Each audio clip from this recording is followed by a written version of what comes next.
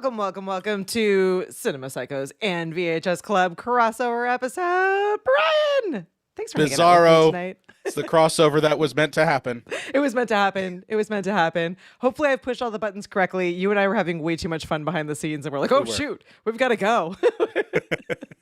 We've got good time. It's always a good time when we get to hang out, Katie. Like, good to hang out with each other. When we're doing podcast events, it's always a good time. I'm glad we're to talk about this movie. I know.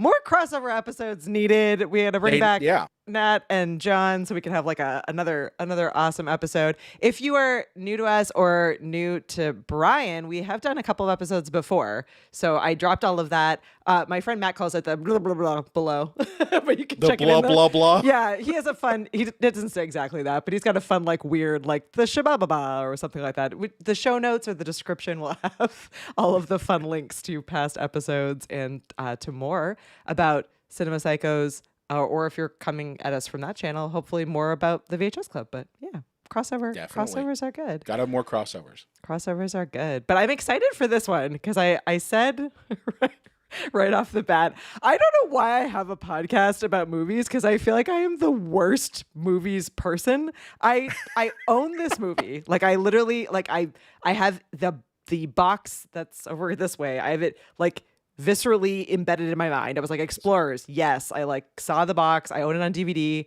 was like, absolutely. And then I sat down tonight. I left it right to the last minute. I sat down tonight to watch it. And I was like, maybe a good 20 minutes in before I was like, I've never seen this movie. Or if I have, it's been wiped from my mind.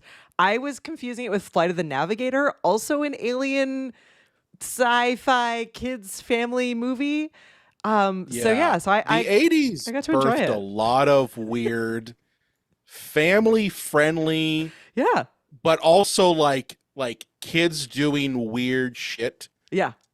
But they were like, your parents aren't gonna know. Like this is a runoff from the Goonies, from E.T., from Flight of the Navigator. A lot of these ones that honestly, like Stranger Things, pulled from this movie. 100%. Yeah, so if you like Stranger Things, this is the movie for you. Yes. And so I'm going to force Brian to do what he is best at, which is give me the like IMDb either straight read if you want to quickly look it up, or just give me 1 minute, or what you think this movie was about. You can we'll. I don't have Jeopardy music to play. I got it right now. I'm probably get in trouble if I played it. All right. Read me the IMDb. Yeah, okay. So this is a straight read because I totally forgot that's what you do. Your show. My show is so free flow. So like I'm not used to the sections. But it's cool. I've been forcing my guests to give me their vibes. I had Mary Lou when she was on. I had her like give it to me in like a movie phone voice, which she just nailed. So I can do the movie theater voice. Go for it. Movie theater voice. IMDb read. Okay. A boy obsessed with 50s sci-fi movies about aliens has a reoccurring dream about a blueprint of some kind, which he draws for his inventor friend. With the help of a third kid, they follow it and build themselves a spaceship. Now what? Well done. Thank you. I don't ever get to pull out that voice. So like, if I can, I will. But this is the worst, by the way, IMDb description. First of all, inventor friend, that's really discounting River Phoenix right there. This was his first flick. And then just random third kid? Like, they don't even give him a name? Although I will say, so Darren, the name of the random third kid, he has a name. He's both like wonderfully important to the movie and also completely irrelevant to the movie at the same time. He offers bad attitude. Okay, that's what he offers. Yeah. And the junkyard. Because every 80s kid needs a junkyard with which to build stuff. So I'll say a couple things right off the bat. I fully loved this movie. I was completely engrossed from start to finish. It's wonderfully strange. So I'll put that out there. It's very strange. So if you're not into strange, maybe this is not the one for you. But I just like, and I felt this way about rewatching the Goonies as well. I was like, have we lost this? Like the second that I would turn these movies on, I was like, I just want my kids to have walkie-talkies. I want them to be up at all hours of the night, like exploring junkyards and building spaceships. I we don't. That's not a thing anymore. No. Like it was barely a thing when I was a kid. I mean, this movie was a staple for me. Like, literally, I watched this one was one of those ones that was always on repeat, on like HBO and like TBS and all of those, like, because it was cheap, they could replay it a bunch of times. So, but I remember loving this film. My brothers and I both love this film. And like, this was one of those ones where like afterwards, we went and found a cardboard box and just were like, we're going to pretend that we're making a spaceship. Okay. Or we took the couch cushions and we turned it into a spaceship. Like this has so much nostalgia vibes with me. And that's why like I recommended it. And also it is 40 years old. This movie came out in 1985. It's 2025. So it's as old as me. It holds up. It really it does. Like, I mean, even though it is certainly campy, the special effects in it are not awful. Like it. That's industrial light and magic for you, though. Yeah. I mean, this was a Joe Dante film. So if you know Joe Dante, he's the guy behind Gremlins, and Inner Space, and obviously, like this is, if you know Joe Dante, the man makes really weird stuff. Really great, like weird that's stuff. Great weird stuff. Yeah. Someone had to think up Gremlins, and he thought up this one. And here. yeah, and honestly, like the only reason that this movie did not do well, and this is funny, it's because of Back to the Future. Oh, interesting. So Back to the Future came out the same weekend as Explorers did. Okay. And Back to the Future blew up, and everyone and their mother went to go see Back to the Future, and they completely forgot about Explorers. So it kind of died that death because of Back to the Future. Which is kind of interesting because Back to the Future is one of those movies that, like, although I absolutely love it, also a very strange movie if you sit down and like think about like it's one of those movies where like if you try to explain the plot to someone, you're like, wow, this like how did the writer's room pull this off? But yet it works. You know what? It's funny you mention that. Okay, have you ever watched the show? It's an older show on Netflix called Glow, Glorious Ladies of Wrestling. It stars Mark Maron. I can see the like I've never seen it, but I know what you're talking about and can kind of see the artwork for it. In my mind, I guess I'm good at artwork. It's a very good show. It's a very funny show, but there is a plot point in I think the first season of that show in which Mark Maron's character literally was the one who wrote Back to the Future. And like people are reading it and like, what's this whole deal with the son like making out with the mom? Like what's the deal with that? And it's a whole joke and lie, but you're right. It's a very weird movie that on paper should not work. Yeah. And should be like relegated to B movie garbage, but it works. It works, and yeah. And there's two other ones. There was a ride and everything, and it's a cultural icon. But it shouldn't work, but it does. Yeah, like I could actually probably argue that this movie Explorers makes more sense. Yes, which is weird to say, but it makes more sense and has more of the like formulaic plot points in it than Back to the Future. So yeah, it's kind of disappointing that it got taken. I mean, Back to the Future deserves its credit, but it is sad that the opening weekend, at least back then, maybe it's a bit less so powerful now, but the opening weekend really, really mattered for a lot of these movies and really suffered as a result. Paul is saying that it was the first film that the American Motion Picture Visual Effects Company, Industrial Light and Magic, as you were saying, Brian, co-produced with major studio. That's why the special effects are so good. And we have another fact coming in. Joe Dante directed the Twilight Zone, the movie segment. It's a Good Life. I love it. Yeah. Twilight Zone movie brings up a lot of mixed thoughts for me. Because like on one end, yes, you are correct. He did that segment. But then there's that whole like, wrongful death stuff. I have not. That's a whole episode right there. Have you done the Twilight Zone movie We have yet? not done the Twilight Zone movie. Sounds like we should vote one for it. So +1. Maybe There's we'll have to bring Brian back on. There's so much with that movie. Like literally, John Landis is responsible for some death, unfortunately. And I love John Landis as a filmmaker, but yeah, he was totally negligent. Oh yeah, not easy to make movies. Not easy to make movies at all. There's no price on safety. That's There's all. no price on safety. There's definitely no price on safety. Yeah.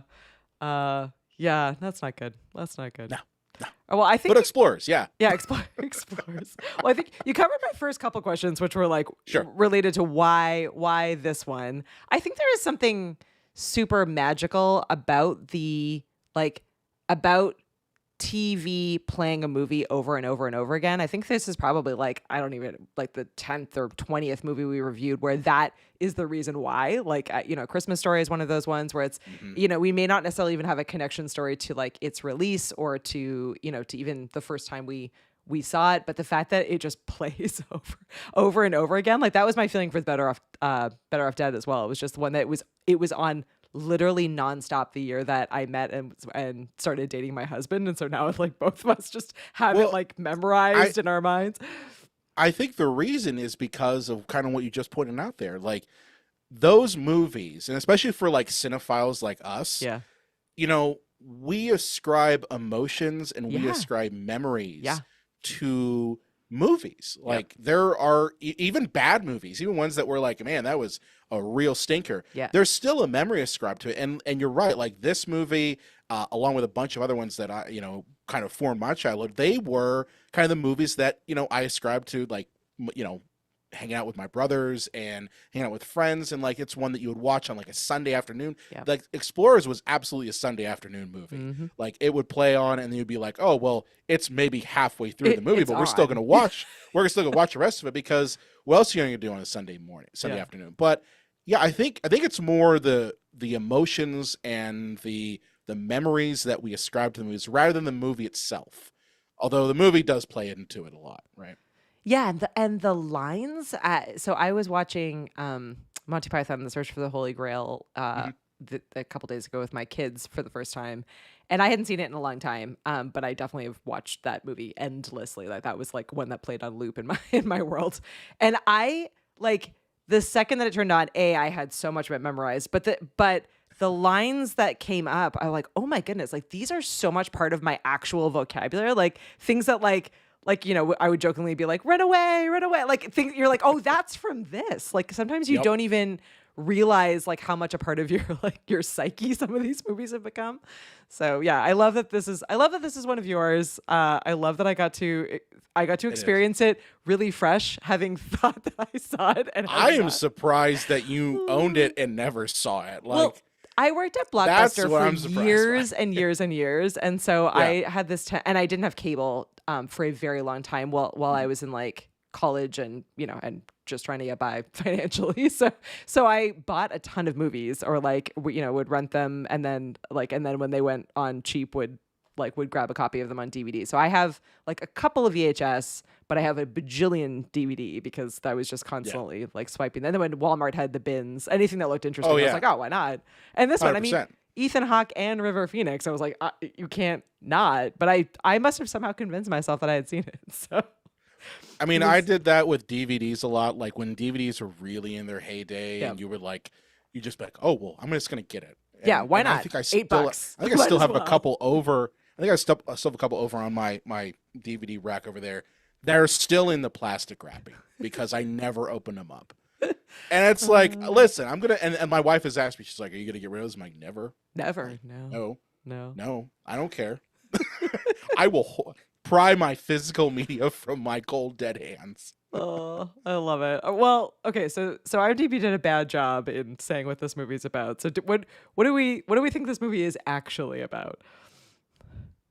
Aliens and hanging out with your buddies and making a spaceship to go see your alien friends. Yeah. I mean that's really what it is though. Like that's in a nutshell what the movie is. Yeah. There is also this wonderful, not to shoot ahead to the end for spoilers, but cool. Block your ears. I'm going to shoot ahead to the end for spoilers. I do kind of love the entire idea, which is a trope in itself, but of the alien, it ends up being alien kids that pull these human kids over, and Brian's like, whoa, you're giving it away. I said I was going to give it away. No, it's hilarious. I love it. And I love that. And I love that they've learned everything about people through television and movies. And I love that they are afraid of humans, because rightly so. But it's done in this because it's through the eyes of children, and it's like it is, and it's right, a family movie. There's sort of like this wonderful like innocence to it, and like the Ethan Hawke's character who's like, oh no, like we're not like really bad, like that's just what's on TV kind of thing. But it is thought provoking in sort of its very simplistic, like, are humans bad? Is this what other aliens would think of us? And I did love the whole they're going there to like learn the secrets of the universe, but like, do these aliens know the secrets of the universe? Not really. Like, they're alien said, I was going to show you the secrets of the universe. Yeah. Like, kind of like, I have this cool action figure and I was going to show it to you. Like, that's what they're talking about. The secrets of the universe is just an action figure, which I would totally buy. Yeah. Oh yeah. Yeah, absolutely. Absolutely. But yeah, I just thoroughly loved the aliens, and I absolutely loved the alien dad at the end, where like, you clearly, the second he walked in, you were like, oh, that's the dad.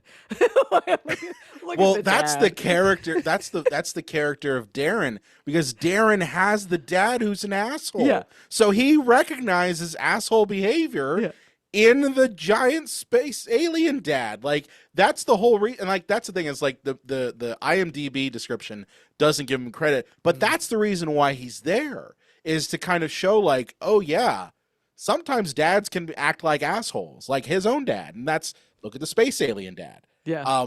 Which I love the fact that like the language they picked for the aliens, like especially the dad, like even though it's complete gibberish, you can understand what he's saying.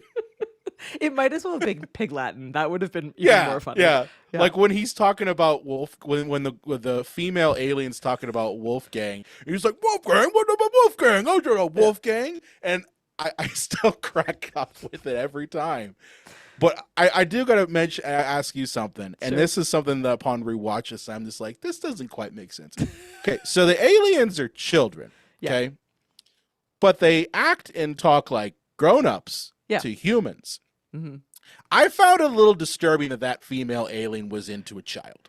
Yeah, I mean, I found that disturbing, like, regardless. Like, it was just like, oh, like, we really need to, like, sexualize this. I'm like, we're really going to take River Phoenix when he's a child, and we're going to sexualize him, and he's totally into the alien. I'm just like, it's 80s. It's 80s. I mean, I definitely thought that was problematic. The other part, like, looking back, which is less, I don't think problematic is the right word for this next part, but I don't know, something in there. The idea that like every one of these movies is like a group of like a boy gang, a boy group. So there's already like no girl in the gang, which fine, whatever. It's the 80s and I still adore it. But there's like always the girl who's like the older girl that they're just like straight up like staring in her window, watching her change. Oh, like, looking I'm glad you brought this up. Like, I just like, I get it. I get that like I have a 13-year-old son. So like I understand, but also like really, like, do we need to have this? Like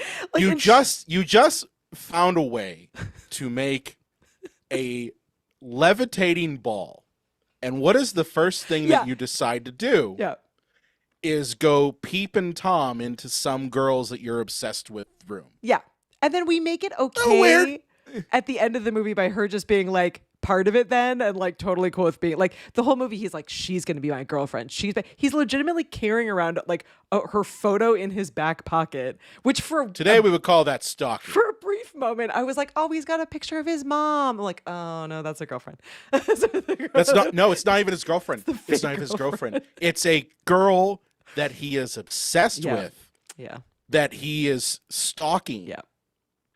And don't get me wrong, like I get it. Because I know what's going to happen, okay? You're going to get someone who's going to comment on this episode, and they're going to comment on my episode, and be like, well, Brian, he's 13 years old. Okay, I get that. But it's still a little weird. It's less creepy than the alien, like, directly flirting with... Oh, yeah. No, it's less creepy than interspecies erotica happening up in the spaceship. Yeah. Okay? It's less creepy than that. But I still think that it's a little icky and a little weird that, like, this is a plot point that grown men came up with that this kid should do is basically stalk this girl. I guess the flip side, in moderate defense, I was Sure. I was watching it, and the second that I don't remember, I don't even know what her name is, but whatever, the girl, the eventual girlfriend, the second that she enters the scene, I was like, oh, we're gonna have like every Her other name's movie Lori, where she's by like, the way. oh, Lori, thank you.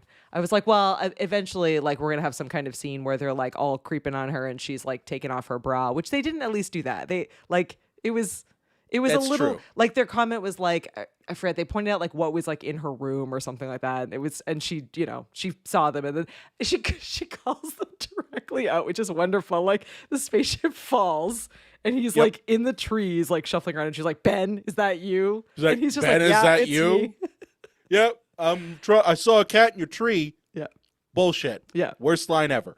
But I love that she's just like, eye roll, like, please stop. Hey, Ben, like, why are you in my tree again? Hey, Kind Ben, of. why are you creeping on me Yeah. again for the 9th time? Because we don't know how many times that Ben has creeped on Lori. We don't. Nope. This is just the one time he was able to not have to climb a tree. Yeah. He was able to levitate with a ball. We need to talk. So Ben is great, and I mean, By young Ethan Hawke. yeah, played by young Ethan Hawke. He's fantastic.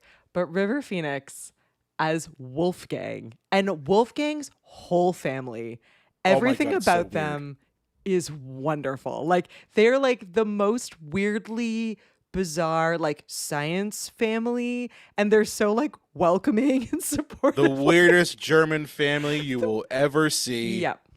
Yep. Weirdest German family. And they're like totally oblivious to like everything that's happening, but like have given their kid the whole basement as as an experiment lab, and are just like fine with like, he's clearly like falling asleep in school. He's up all night building a spaceship with his friends, and they're like, oh, you might be staying up too late working in your lab. Like they're just like, fine. I Good- mean, good I 80s just parents. Yeah, a couple of those 80s parents are well-known character actors. So Oh, yeah. one, James Cromwell plays Wolfgang's dad, and you've probably seen him in a bunch of stuff. Like he was in Revenge of the Nerds and a ton of other films.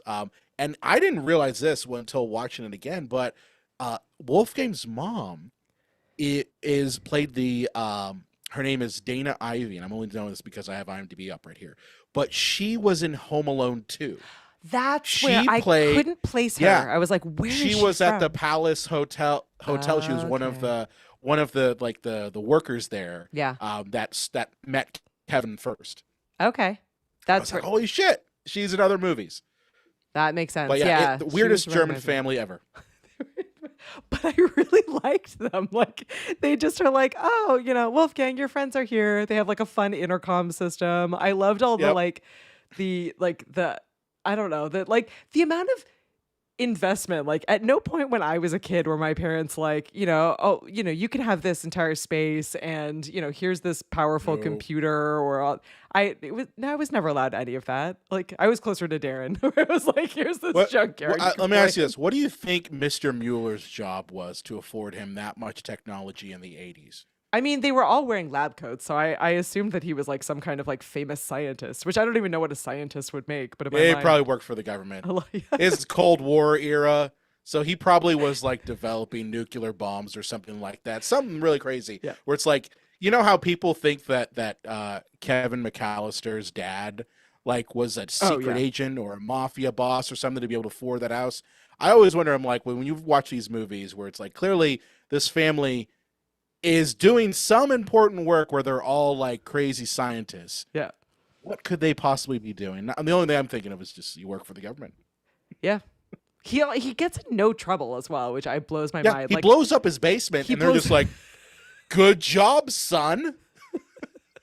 yeah, they don't say anything. There's like a number of explosions all the way through this movie, and no one says anything. Oh, and the one thing I really like, I did find completely awesome at first, and then I was like, but wait, because in the beginning where they're figuring out, so they find this orb is like the kind of the beginning of the storyline. Well, they get the plans. Yeah. They get the They get the plans dreams by dream. They get and dream then plans. Wolfgang builds And then the plans. Wolfgang builds it, and then it is big enough that they need to build this like tilt-a-whirl contraption from within it. But then once they've built this elaborate tilt-a-whirl spaceship that they can put inside this orb to go to space, they they decide, because Wolfgang is genius level smart and very, he's fit his entire like portable non-laptop laptop into this spaceship. And then they're like, well, we need oxygen because we won't be able to breathe for long. And I was like, wow, normally movies just like don't pay attention to that at all. And so then they have like their oxygen masks on with their tanks or whatever. And halfway through I was like, where did these kids get these oxygen tanks from? Where do they get the oxygen? Where do they get like there's so many like details they clearly did think about. Like a writer clearly thought like, okay, you're in this airtight bubble. Yeah. You're going to need some oxygen. Yeah. Okay, that now becomes a plot point. But it's like they did like 2/3 of the world building and then just stopped and said, no one in their right mind in the audience is going to care. I care. And ask the question. I know, I care too, because I'd be like, yeah, how did they get oxygen? I'm pretty sure that wasn't just sitting in the junkyard. No. Yeah. Right? Everything else I was like, okay, I'll believe that these kids like somehow gave the dog gum and broke into the junkyard. Of course. Stole all this stuff. Sure. That makes sense to They me. had a whole montage, Yeah. Katie, of them doing and building all that. So like they basically gave all of us the plans and how to build a tilt-a-whirl spaceship. It's true. Do you think kids today, this is old person talk, but kids today, do you think that like we've lost some of the creativity and like invention? My husband was arguing no, that he thinks that like there still is a lot of that, but I feel like there was just this epic series of movies, like this being one of them, Goonies being one of them, where like kids were A, left completely to their own devices, and B, like we're building and inventing these like elaborate, I mean, Honey, I Shrunk the Kids has that with mostly the dad, but there's like all these inventions. Like there was some idea of like mechanical invention that I wonder if it is as big a deal today with all of the digital side of things. I think it depends. So like I have 4 kids. Okay. So I have one 17-year-old. I have 2 twins who are 13, and I have one youngest daughter who is going to be turning 7. And my youngest daughter, who's going to be turning 7, totally has like the iPad and watches YouTube videos and like tries to act older than she actually is, which is pretty much just what every 7-year-old does, right? But at the same time, she still is carving time to do like pretend and play. So while it's not necessarily doing what I did or what you did, where we found a cardboard box and like that became a fort or a spaceship or whatever, or in my case, the Batmobile, because it obviously had to become the Batmobile. Yeah. But I think the play is still there. It's just a little bit different, right? Like she pretends that she's a teacher because she wants to be a teacher. So she has all of her dolls lined up and does that pretend play with them. So I look at it, it's kind of the same thing, just a little bit different.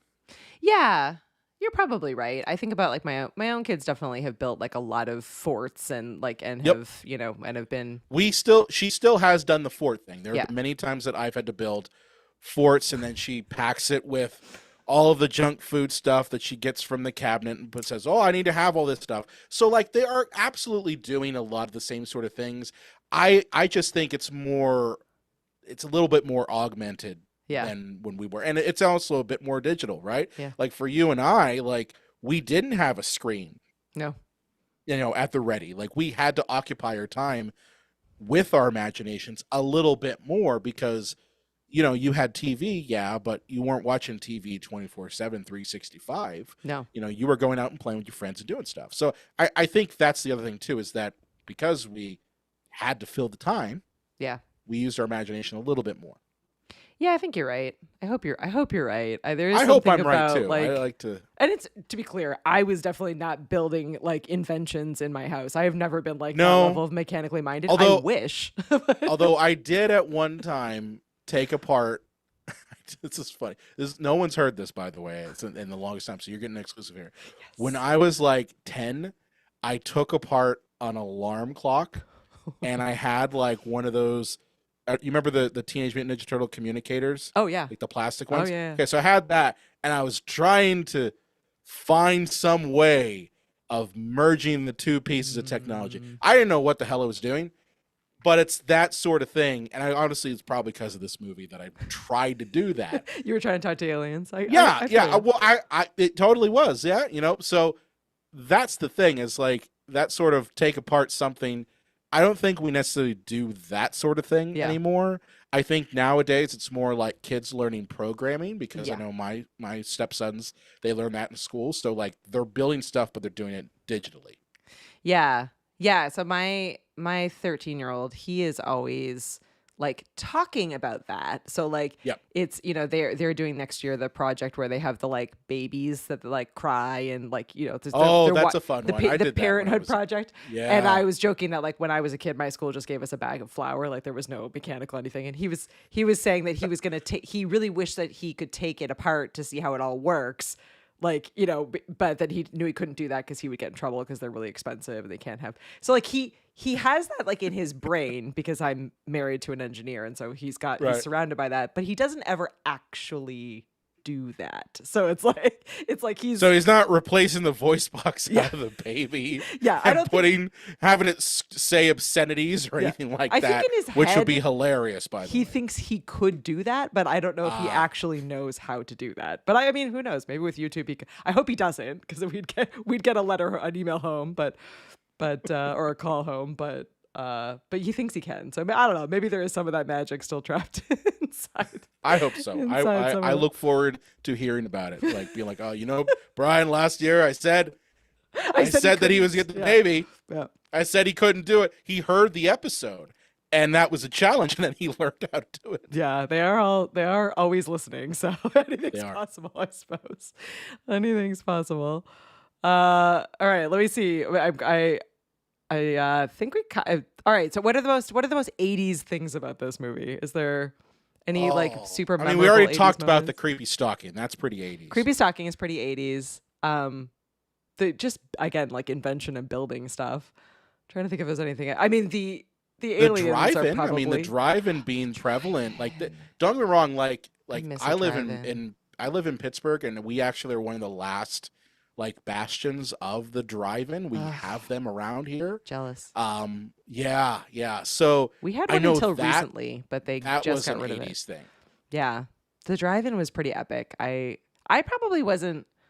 I feel like I was like 15 or so before, because they did not have drive-ins, or at least none that I knew of near me growing up in Canada. But there was one like out in the kind of Lake District outside of Toronto, and so when we went there to do vacations and things like that, we could get to one. But yeah, I think I was a lot older, and there was one in like kind of the Lake District near us here up until like 2 years ago, and then they closed it, which was heartbreaking. The drive-in's one that's an 80s thing. I think also, I mean, the clothing style to some extent, but it's one of those weird things where like the clothing style has been recycled. Yeah. And I think we're on we're back in the 80s or 90s. We're back now. in it. Like it didn't seem as foreign and as dated. Watching it again, like I'm like, oh, well, okay. It's also not like it's not like Lost Boys, or like it's not like so like iconically kind of 80s in like the look and style, partially because like characters like Wolfgang are like wearing like nerdy clothes, so he's got like sweater vests with like jackets over them, and like he's very stylish in his so he's that, standard and his pants issue get nerd. ripped. Yeah, his pants get ripped in the first 5 minutes of going to school. Me too. Which I'm like, okay. I mean, I guess one thing you could say that's pretty 80s is the prevalency of bullies beating up people and no consequences. Like Ben gets in a fight in the beginning of this movie, and I'm just going like, where are the adults at? Like, there's no adults. It's a school without adults. There is the teacher who's constantly calling on Ben, and the girl behind him like snarkingly answers every question correctly. Yeah. But apparently that teacher can't be bothered to break up a massive fight that's happening right in front of the school. Like, and he's bloodied and everything. I'm just like, no. Like I drop my daughter off at school every day, and I'm like, there's at least 5, if not more, teachers who are out front. And I'm just like, there's no way in hell that you could have a fight break out now. Yeah. And there not be someone like, I don't know about There's you. There's a lot more oversight these days. But like, even when I was in high school, like if their fight ever broke out in the cafeteria, the cafeteria turned into the Coliseum. Oh yeah. Like it was like everyone stood up. It's like banging their trays. Yes, yeah. But then immediately there would be like people to pull the people off of each other. And nowadays, and in the back in the 80s, apparently that wasn't a thing. Yeah.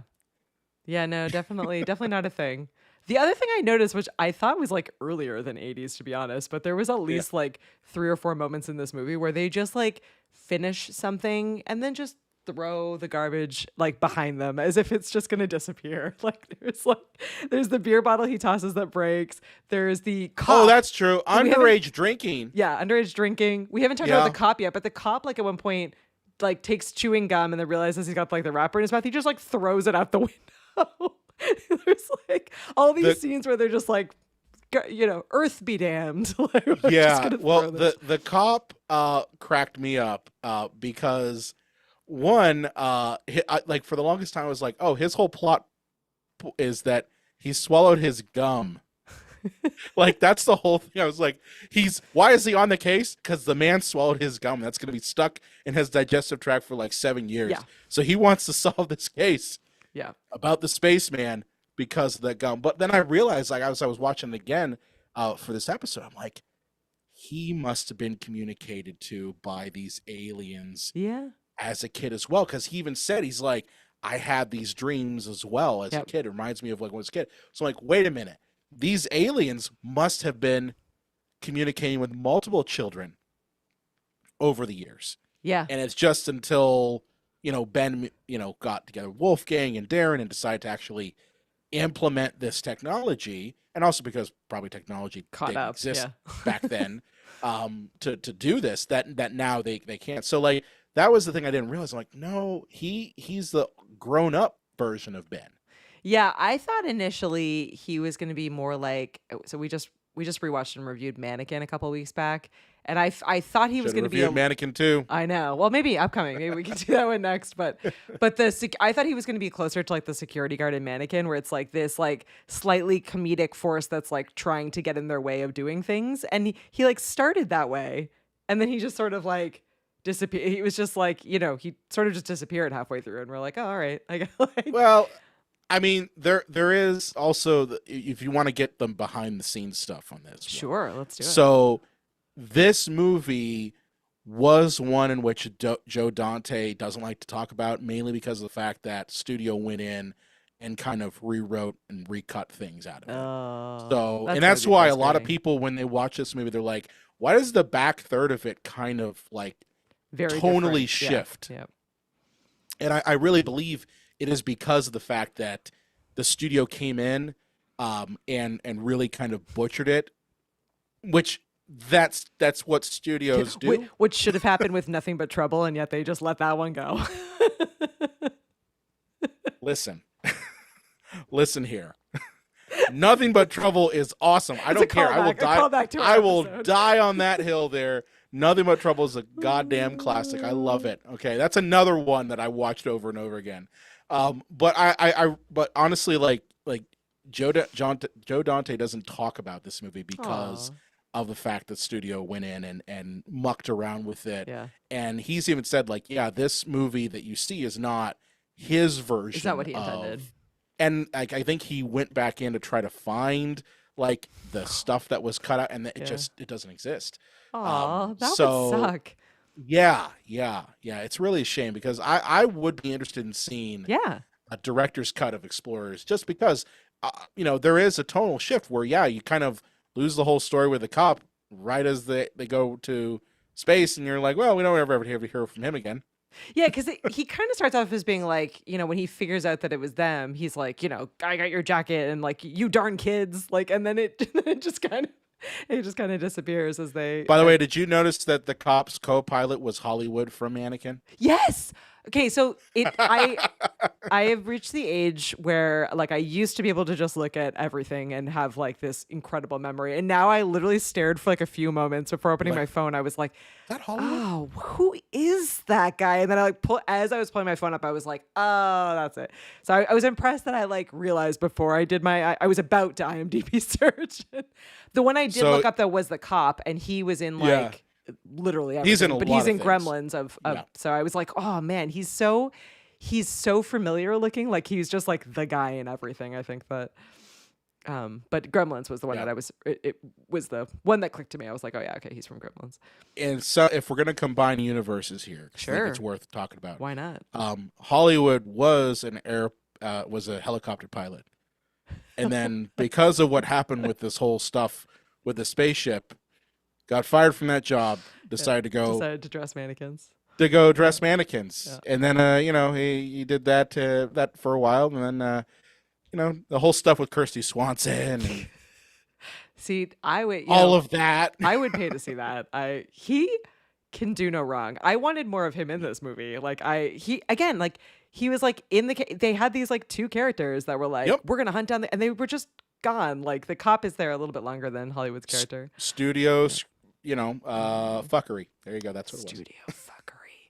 All right. Well, Paul is saying that there are 10 drive-in near him, so I obviously a San Francisco area on the road show is required for a drive-in experience. All right. Yeah, we have about 2. Oh, there we go. We have to. Pittsburgh is one of my favorite cities, so I'm in for a Pittsburgh visit. The film was in a prolonged editing phase when the studio moved up the release date. The theatrical release was the result of accelerated editing and not finished to the director's satisfaction. Yep. Oh man, Studio the studio said that Joe told Joe that he was finished and that they were going to go ahead and release what he had at that point. Oh, I could just like That's what I'm telling you. as a creator of any kind, like that's got to be gut wrenching. Where you're like, oh man, really? Like we kept a. And he can't even go back in and like find the extra footage that was pulled from it because it's all gone. Yeah. So he can't even make a director's cut, which, people like myself and like you, we would totally buy it. Oh yeah. I'd spend money on it. I apparently bought buy things without ever Nightbreed when watching that them, one came out. so Well, I was gonna say like when Nightbreed, which I don't know if you've seen that film. I don't think so. Nightbreed's a classic, but that's a right. Clive Barker film. When they did the Cabal cut and then eventually put together all the director stuff, this movie was considered lost. Like all the bits that, just like with Explorers, that all those bits, those extra stuff was considered lost, and then eventually it was put together. People went and bought it. People went and bought the Blu-ray, no problem, because there's a fan base for it. Yeah. Especially for movies like this where they like, even if they didn't do amazing in the theater, like so many of them have hit like a cult status just from playing, from rentals and from the, VHS DVD market, and then just from playing on TV endlessly. Yep. Oh, that's a bummer. That's a bummer. Lame. All right. So I asked ChatGPT to help me with a couple of questions so we didn't miss anything fun. And this one I really enjoyed.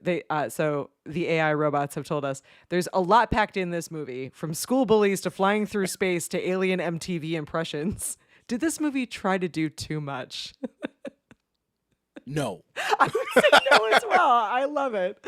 No. I love it. No, it didn't. Yeah. It's I've seen movies nowadays that are so jam-packed full with plot that it's hard to follow. Yeah. And honestly, like Explorers is one of those ones that when you really distill it down, it's fairly simple. Yeah. 3 kids, Build a spaceship.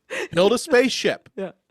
Yeah. That's it. Like there's not a crazy ton extra to it. Yeah. Could they have gone deeper with things? Sure. I would have liked to explore Darren's like family life a little bit more. All I get is that like the dad's a jerk and we don't ever hear anything more from it, But I also get that like these types of movies were playing off of a trope that was pretty popular at the time. Yeah. They were playing off of the ET trope and they didn't want to go too deep. Yeah. But it's a thing where now, why getting to the top of the episode, why I mentioned like Stranger Things really owes this movie a lot, because it really kind of sets that dynamic of kids unsupervised doing things, like just using their imagination, doing weird stuff. Like if you took the alien thing out, it still would work. But the alien thing just makes it, science fiction, which I love. Yeah, you're right. I mean, it would have been equally a good movie if it was just like kids in their backyard building a spaceship. Yeah. It's basically Stand By Me, but without the dead body and it's a science fiction thing. Yeah. It's so funny. So ChatGPT followed up with the question on, if you could rewrite the third act, what would you do differently? And I was like, no, I wouldn't. Would you do anything different? I don't know if I would. Would I do anything different? I mean, I would probably loop back in the cop to some Yeah, degree. that's a good point. Like, I would probably expand on the whole idea of the aliens having communicated with kids across, the decades, Yeah. to kind of loop back in what was inferred by the cop. Because it's clearly like it's thrown out there as a throwaway line. Yeah. Well, and we have never Lori really at the get back end. to it. You said her name was Lori, right? The girlfriend. And that's another thing I would have done too. I would have not just made Lori the lamp that's in the plot, because unfortunately she gets totally put off to the side as, they call it in screenwriting the sexy lamp. They made her the idol of affection, and that's what they go towards. I would have maybe, like, I don't know, included her in this stuff. Yeah. Yeah, it would have crazy concept there. That's a good point. It would have been like interesting or funny, or I mean, just a good plot point. If in that moment of their creepy teenage boyness, she like found out what they were doing and demanded to come along. Like, that still would have been like an 80s trope of, like, of the girl being like the tag along, but what it also would have done. Here's the other thing too would have done. It would have given a reason for Ben to communicate with Lori. Yeah. Other than just creeping in her window. Or having them share a dream equally. Or having them share a dream. I love how this movie predicted Inception way before Inception. I know. The one thing that I did not enjoy about this movie is the absolute very, very end. So, like, there's like, they share a dream. She's like, then is into him, and totally, because they're dream flying.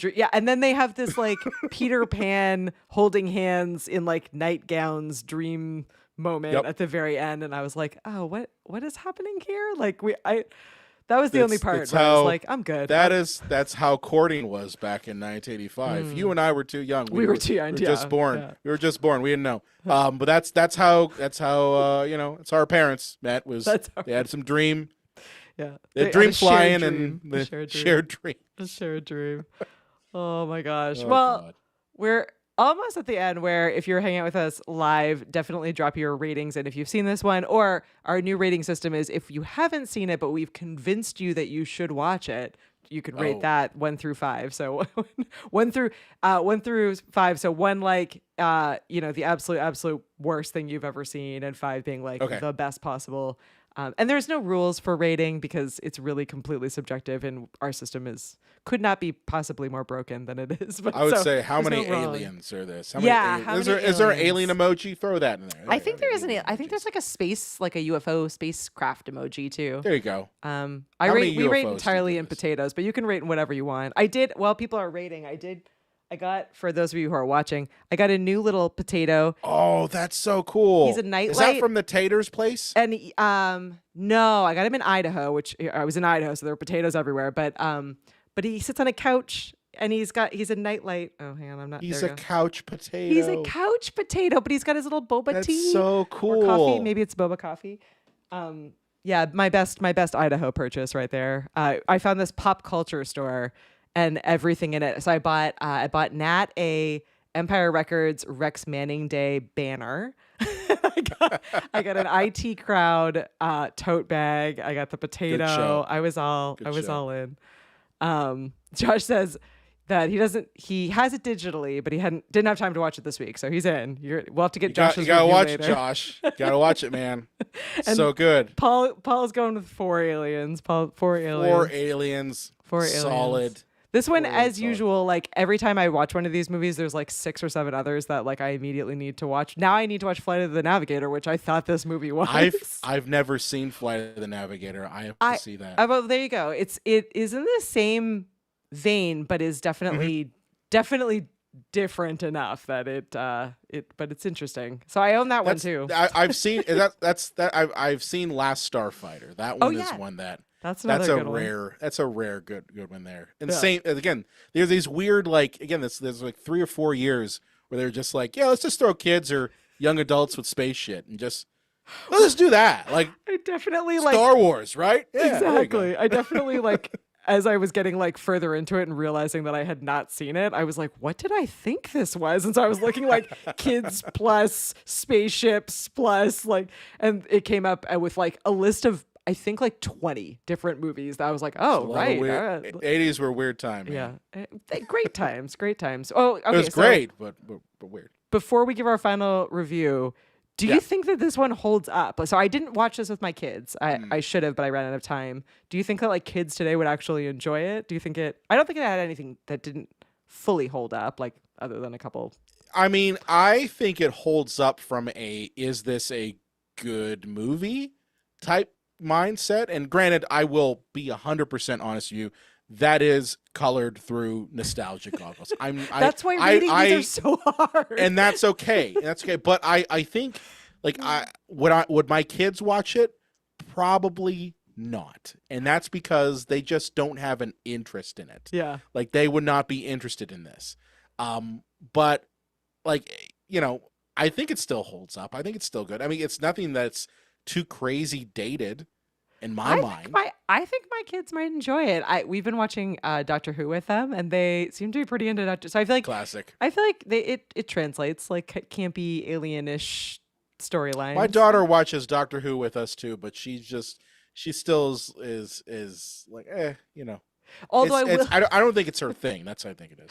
I will say that the things that like shock my children are like you don't real like they would be shocked by like the beer drinking and then the throwing of the bottle. They'd be like, oh my gosh, like who's gonna clean up the glass? Like that would be my children's reactions. You don't understand. Just tell your kids like, listen, back then there were garbage men and women all over the place. They worked all hours of the night. Yeah. So you throw a beer bottle, guess what? It's gone. Yep. The next day. There are garbage fairies everywhere. My daughter is also a rule follower, so she'd be like, they were out at night. Why were they drinking at night? Why were they drinking? He took his dad's beer. Yeah, she would have a lot of follow up questions. But yeah, I don't know. I think it holds up. I think it holds up. Yeah. All right, you ready for the grand reveal? We chat. Yes. We synced up beforehand, which I normally never even do. So look at us, organized. We went with 3. One less than Paul gave. 3. Partially, I will say, like, I actually probably could be swayed to 4 because I did really enjoy this one. But I also feel like I've been rating everything 4 or 5 lately. So this one. I think that third act is the thing that dropped it down for me at least drops it down because that is where it does get a little bit like, what the hell is going on? Like it's not bad, but like there's even moments where like Darren is getting like zapped in the head. Yeah, they don't really explain that. Like, and I'm just like, you didn't explain any of that, but we're gonna do it. So it's like, okay, fine. But that's the third act, but up till then, it's really a solid film, in my opinion. Yeah, this was a great choice. Thank you for having me watch this one. Well, I mean, it was on my list already. Like Perfect. It was on because we schedule out our entire year for my podcast, so like it was on there already, and I'm like, well, might as well like do it for your show because it kind of there's crossover there. Yeah. Well, it made it for the perfect crossover episode, and this is the perfect time for anyone that hasn't seen your show yet. Give us a little bit of a breakdown on what it is and how people can listen or find it. All right, so the Cinema Psycho Show is my podcast I've been doing since 2016. We have 359 episodes going strong. We put out once a week. We cover all types of movies, both new movies, older films. We tend to skew a lot towards horror. I don't know why that would be the case. Like, I don't know why. But it's mostly because like my co-host John and I, we just seem to like horror movies a lot. Yeah. So we tend to also bring on a lot of guest reviewers too. It's a newer thing we've been doing, and it's really been fun. So like the last episode we did Final Destination Bloodlines. I'm so excited I've been traveling and I saved that one. I'm like, I can't wait for this. Well, that one we brought on 2 independent filmmakers who were actually they just finished the 40-hour film project in Pittsburgh. Oh, cool. And they were set to interview me, to get interviewed by me at the rap party, and one of them like they had to go to the hospital. So we brought them on. Thank you, Mr. Moderator. So we brought them on, and they pitched us doing the new Final Destination, which we hadn't planned to do, but it ended up being like a really fun episode. That's more or less what we've been doing. But we got a whole summer and whole year planned of episodes, and I just revamped our website.